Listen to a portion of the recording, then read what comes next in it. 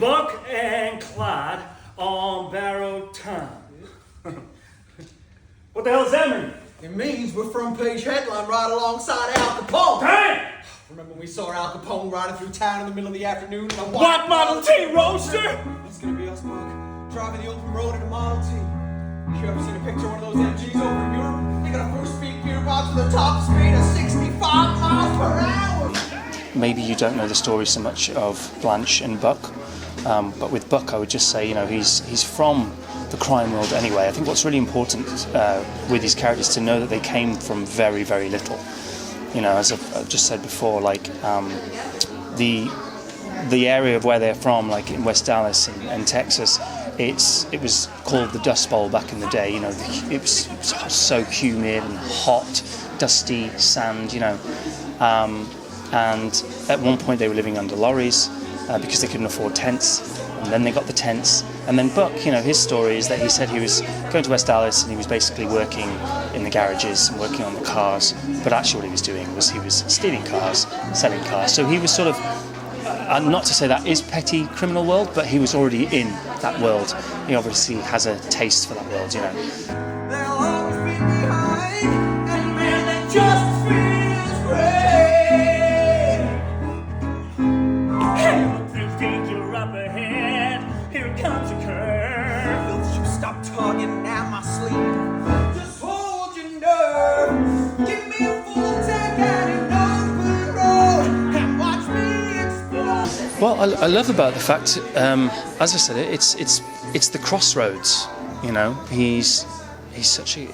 What I love about the show is it's a play with music. You know, it's not just like a regular musical. Not getting regular musicals, they're brilliant, but it's a play with music. Ivan's written such a, you know, beautiful words, and yeah, Buck is so in love with Blanche, but there's the juxtaposition the whole time. You know, stay in this home, Blanche's home, which has nothing there, or go and join his brother for a life of crime and money and excitement, and he's torn, you know, and that's really fun to play.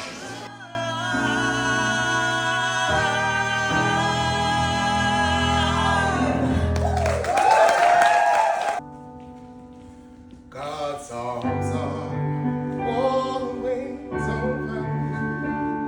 He'll not turn you away.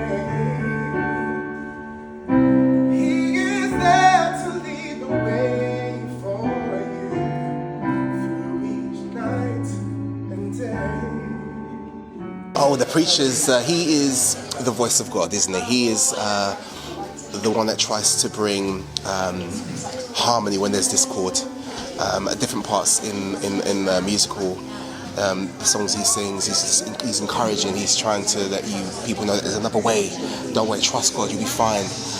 And so he's the one that tries to bring peace throughout the whole chaos and calamity that's going on, yeah.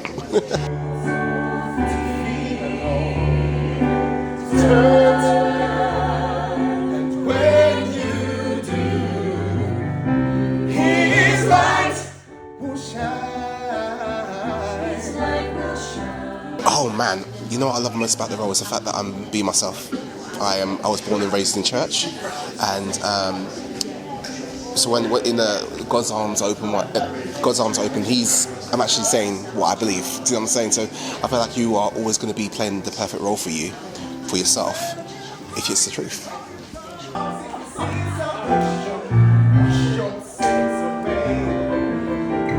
This isn't time for some jubilation. Bonnie and Clyde, I'll describe it as being bold, dangerous, and sexy. Definitely. I would say that it covers the whole spectrum of. It's funny, it's sexy, it's dangerous. You know, there's bullets everywhere, and you know, there's gospel in there as well. So it does like a whole 360 of genre, I'd say. Do you know what I mean? Soon you will be free. Have to join this congregation. Take a walk in the sun.